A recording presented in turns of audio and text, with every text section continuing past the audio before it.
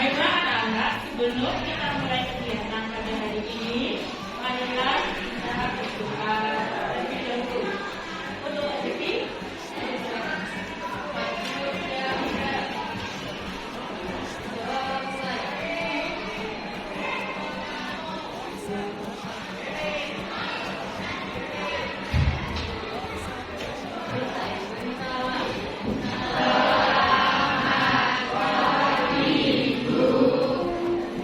selamat pagi. Assalamualaikum warahmatullahi wabarakatuh.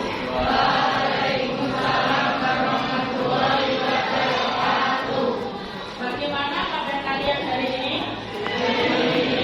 Alhamdulillah. Pada hari ini berapa semua ya? Nah, ini kemarin karena orang biasa kalau mengeluh telinganya sakit. Bagaimana keadaan sekarang? Alhamdulillah kembali ya saya depan di antara kalian juga dalam keadaan sehat dan baik-baik saja.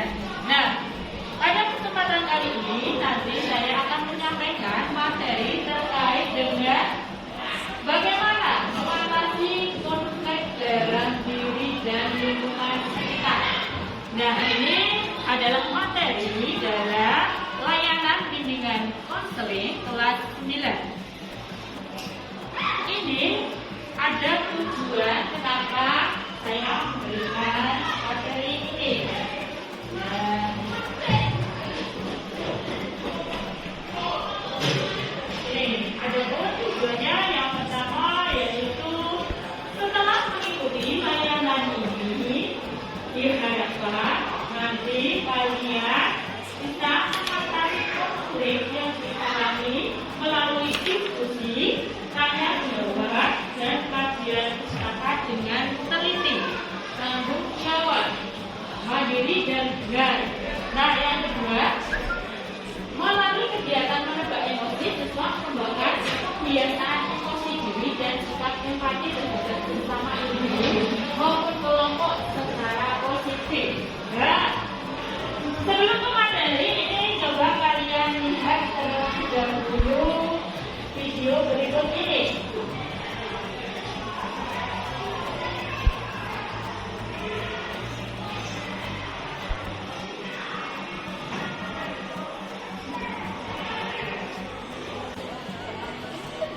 Siti pun pergi ke ruang guru untuk melaporkan perdebatan yang terjadi antara mereka.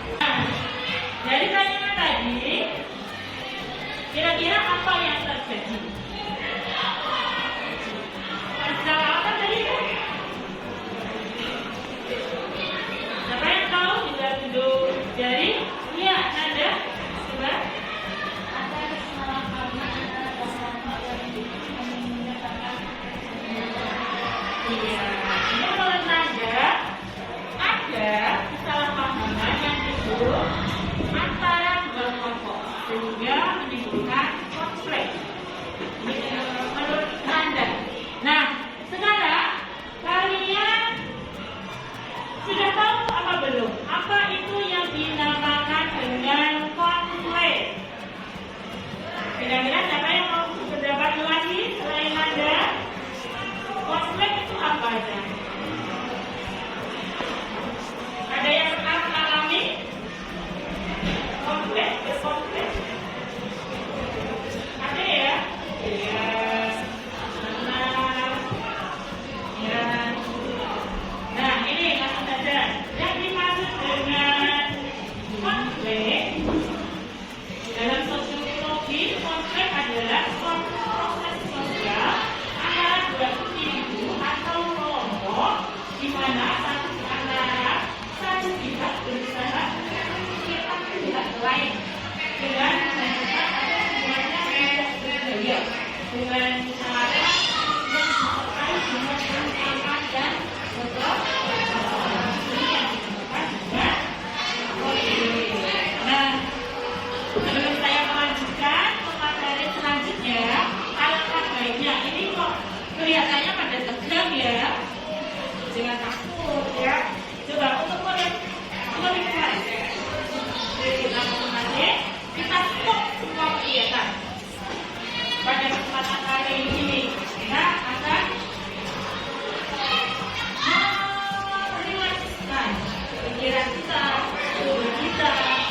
nanti ikuti ya instruksi dari saya.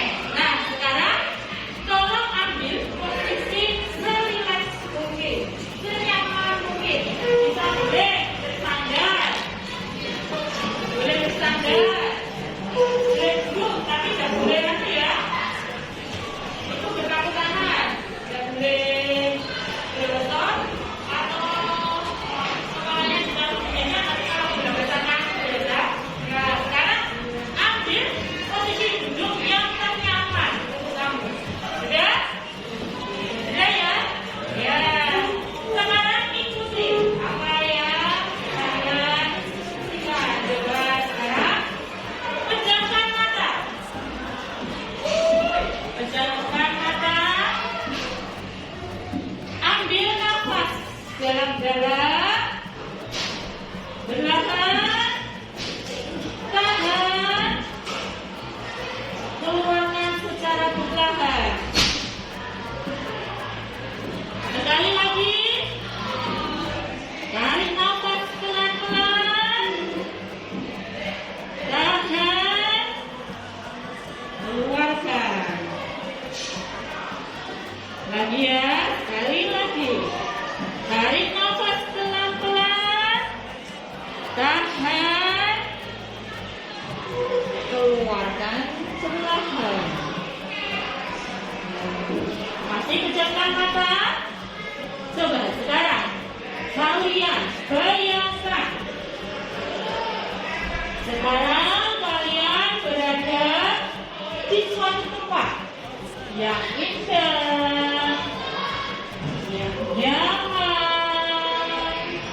Bisa di pantai dengan angin yang sedikit foy-foy, atau mungkin kalian di gunung dengan udara yang sejuk. Ya, bayangkan sensasinya. Nah, bayangkan kalian berada di sana. Yang apa? Yang bermain dengan anjingnya. Kecil-kecil ya. Baiklah, kita lanjutkan ya. Ini sudah terbagi menjadi 3 kelompok. Nah, ini kelompok yang ini kelompok 1. Kelompok ini kelompok 2 ya. Dan yang ini kelompok 3. Nah, kelompok 1 ini nanti membuat video pendek terkait konflik. Pembahasan kita yaitu bagaimana cara mengatasi konflik. Gitu ya, Pak? Nah, kelompok 2 membuat poster bagaimana cara mengatasi konflik. Dan kelompok 3 ini membuat tugas terkait materi bahasa, yaitu bagaimana cara mengatasi konflik berupa artikel atau mind mapping. Begitu ya? Bisa dijalankan? Bisa. Oke, sekarang kalian berdiskusi bagaimana apa yang akan mau dibuat berkaitan dengan tugas. Begitu ya? Bisa dilaksanakan ya? Ya, ayo berdiskusi sekarang. Kayak tadi itu loh videonya, ada yang memerankan tadi ya. Kan kelar. Ya, sampai keluarga.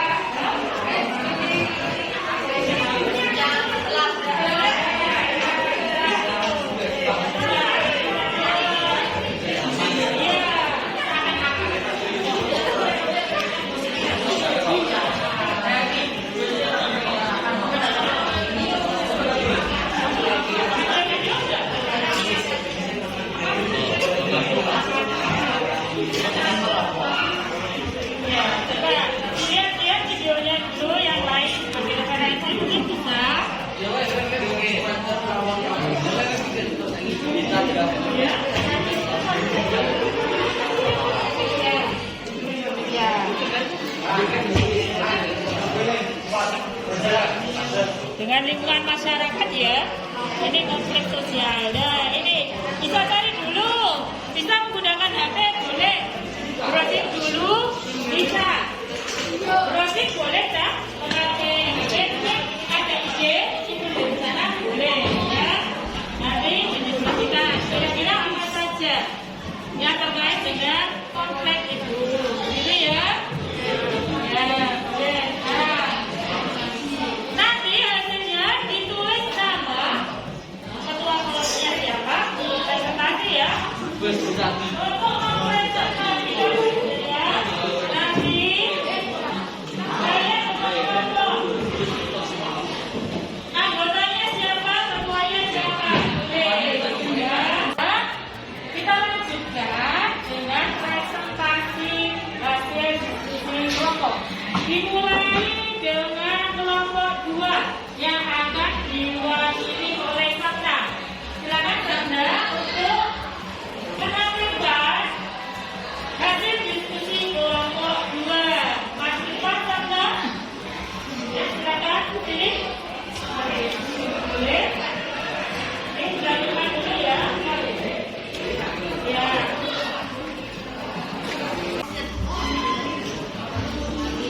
Nah, pernahkah coba kalian tuliskan di kertas kalian masing-masing? Pernahkah temanmu mengalami keadaan emosi seperti gambar di layar? Ceritakanlah pengalaman yang pernah kamu lakukan kepada temanmu yang sedang mengalami hal tersebut. Ya, jika temanmu sedang bersedih, apa yang kamu lakukan? Tuliskan. Dikasih nama ya. Nama rahasia apa? Bentar saja ya. Dibentar oleh siapa? Oleh teman-teman. Apa yang akan kamu lakukan kalau ada kamu sedang mengalami perasaan seperti gambar di layar? Tuliskan.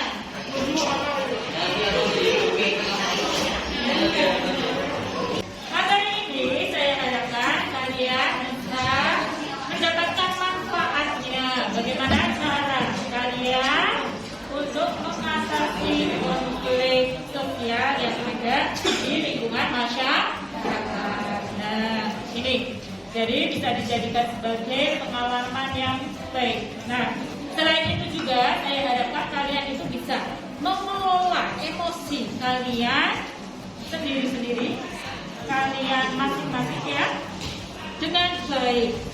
Bagaimana cara mensikapi teman kita dikala sedih? Bagaimana sikap kita ketika teman kita sedang senang? Jadi kita berlatih memiliki kesadaran sosial atau memiliki rasa empati.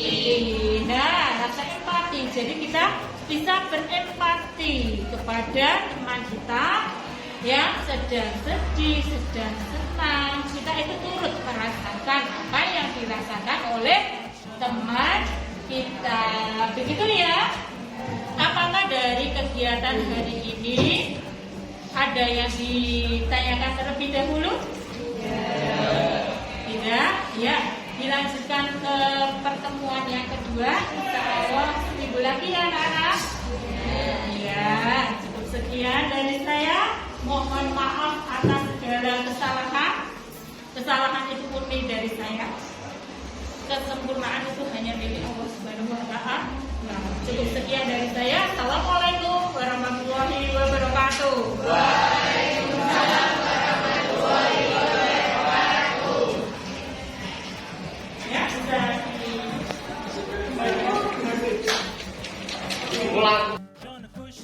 Assalamualaikum warahmatullahi wabarakatuh. Dalam kegiatan aksi nyata modul 2.2 pembelajaran berdiferensiasi dan kompetensi sosial emosional ini, yang saya rasakan sangat senang sekali dan bahagia. Pada saat merencanakan, langkah pertama yang saya lakukan adalah membuat rencana pelaksanaan layanan berdiferensiasi dan kompetensi sosial emosional pada kegiatan bimbingan klasikan kelas 9B dengan topik mengatasi konflik dalam diri dan lingkungan sekitar. Dalam melaksanakan aksi nyata, pelaksanaan layanan berdiferensiasi dan kompetensi sosial emosional, saya menerapkan teknik STOP atau STOP dalam pembelajaran supaya murid dapat berlatih konsentrasi diri. Selain itu, murid juga diajak untuk menebak emosi. Di sini untuk menerapkan KSE 1 yaitu pengenalan emosi dan menerapkan KSE yang ketiga yaitu empati dengan memberikan 2 gambar emoji sedih dan senang dan meminta murid untuk memberikan solusi dan opini ketika temannya mengalami perasaan sedih dan senang tersebut. Setelah melakukan pembelajaran berdiferensiasi dan kompetensi sosial emosional di kelas, murid-murid tampak lebih bersemangat belajar, semakin memahami potensi yang ada pada diri mereka, semakin tenang dalam mengatasi masalahnya. Mereka sudah dapat mengendalikan diri dan mengelola emosi mereka masing-masing. Murid lebih terbuka di dalam mengungkapkan perasaannya. Setelah melakukan pembelajaran berdiferensiasi dan menerapkan pembelajaran sosial emosional di kelas, murid tampak lebih bersemangat belajar, semakin memahami potensi yang ada pada diri mereka masing-masing, juga bisa mengatasi masalahnya dengan lebih tenang. Mereka sudah dapat mengungkapkan apa-apa yang ada dalam kelompoknya, sudah bisa mengeluarkan pendapat, bekerja sama dalam tugas kelompok. Pembelajaran yang saya dapatkan dari pelaksanaan aksi nyata modul ini bahwa proses pembelajaran pada saat ini yang saya lakukan berbeda dengan proses pembelajaran pada masa lalu, di mana pada proses pembelajaran berdiferensiasi dan kompetensi sosial emosional ini lebih variatif, inovatif, kreatif, dan murid sangat senang karena sesuai dengan kebutuhan murid. Murid juga sudah mulai mampu untuk mengelola kelas yang kreatif dan variatif, mau mendengarkan pendapat orang lain dan mengikuti proses pembelajaran dengan sangat antusias. Saya dapat mengatakan karena saya meminta hasil refleksi dari proses pembelajaran pada akhir atau tahap penutup, di mana rata-rata siswa merasa sangat senang dengan diterapnya pembelajaran berdiferensiasi ini. Hal yang menjadi kendala dalam penerapan pembelajaran berdiferensiasi dan penerapan pembelajaran sosial emosional ini adalah tingkat keaktifan dan partisipasi murid yang masih kurang dalam diskusi kelompok. Kedepannya yang perlu saya perbaiki adalah menjalankan kesepakatan bersama yang telah dibuat antara saya dengan murid Dan apabila ada murid yang masih belum aktif berpartisipasi dalam proses pembelajaran, dikasih bimbingan dan arahan khusus. Demikianlah refleksi yang saya buat. Semoga bermanfaat. Cukup sekian. Assalamualaikum warahmatullahi wabarakatuh.